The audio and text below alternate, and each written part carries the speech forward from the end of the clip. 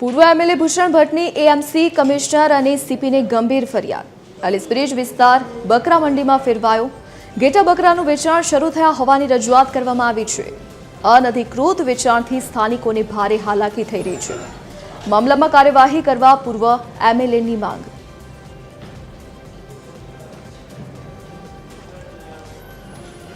તો મામલામાં વધુ કાર્યવાહી કરવા એમએલએ દ્વારા માંગ કરાઈ છે। તો પૂર્વ એમએલએ ભૂષણ ભટ્ટની એએમસી કમિશનર અને સીપીને ફરિયાદ કરવામાં આવી છે।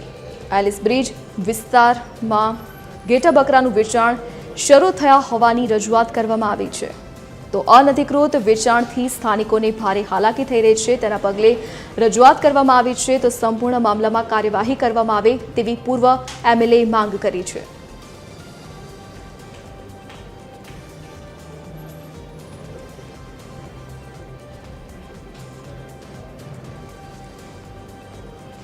તો ઘેટા બકરાનું વેચાણ શરૂ થયું, જેના પગલે રજૂઆત કરાઈ છે। અનધિકૃત ઘેટા બકરાનું વેચાણ થતાં સ્થાનિકોને ભારે હાલાકી થઈ રહી છે અને તેના જ પગલે કાર્યવાહી કરવા પૂર્વ એમએલએ માંગ કરી છે।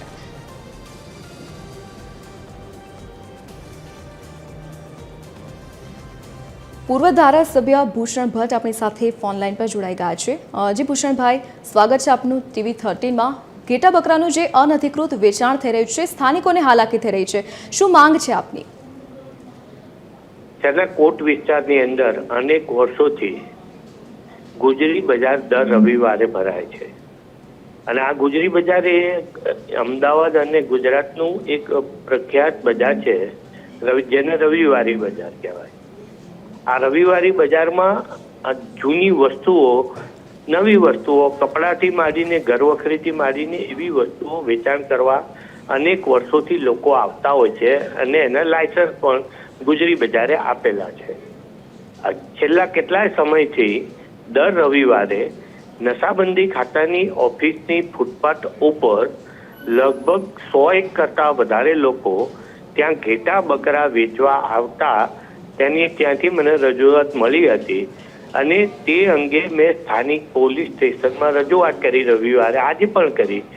તો કારંજ પોલીસ સ્ટેશનની નશાબંધી વિસ્તાર એ ભદ્રમાં આવે તો કારંજ પોલીસ સ્ટેશનની હદના પીઆઈને રજૂઆત કરતા તેઓએ કીધું કે આ વિસ્તાર હદ અમારી નથી આવતી, હવેલીની આવે છે।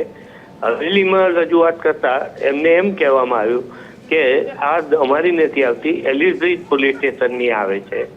એટલે ત્રણેય જગ્યાએ રજૂઆત કર્યા બાદ મેં મ્યુનિસિપલ કમિશનર, ડેપ્યુટી કમિશનર રમ્યા ભટ્ટ સાહેબને પણ ફોન ઉપર જાણ કરી કે આ પ્રકારે જે ઘેટા બકરા વેચવા અને એ બિન અધિકૃત છે અને એ અહીંયા આગળ આ પ્રકારનું કોઈ બજાર હતું નહીં, છે નહીં અને આ બિન અધિકૃત રીતે ઘેટા બકરા લોકો વેચવા બહારથી આવે છે।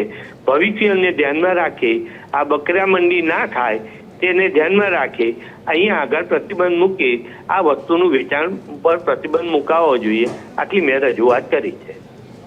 જી ભૂષણભાઈ, એકબીજા ઉપર ખો કરવામાં આવી રહ્યો છે, ફરિયાદ નથી લેવામાં આવી રહી, શું લાગે છે શું કાર્યવાહી કરાઈ શકે છે અને કોણ આ બંધ કરાવી શકે છે?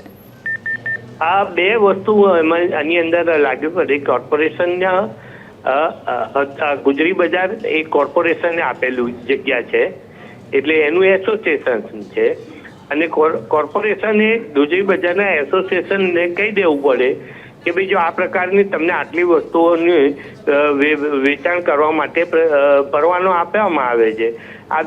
આની અંદર પહેલા પશુ પક્ષીઓ વેચાતા હતા, ચકલીઓ છે, કબૂતર છે કે સસલા છે, એવું વેચાતું, એને પણ પ્રતિબંધ મુકાયો હતો, એ બંધ થઈ ગયું। હવે છેલ્લા ઘણા સમયથી હું જોઉં છું કે એકાદ 2 મહિનાના રવિવારથી આ ઘેટા બકરા પણ અહીંયા વેચાવાની શરૂઆત થઈ છે। શરૂઆતના તબક્કામાં 5-15 લોકો આવ્યા હતા। હવે આજે હું સવારે ત્યાંથી નીકળ્યો ત્યારે 100 કરતાં વધારે લોકો એ વેચાણ કરવા આવ્યા હતા અને 200-250 કરતાં વધારે ઘેટા બકરા ત્યાં વેચાણ કરવા એ ફૂટપાથ ઉપર ઊભા હતા।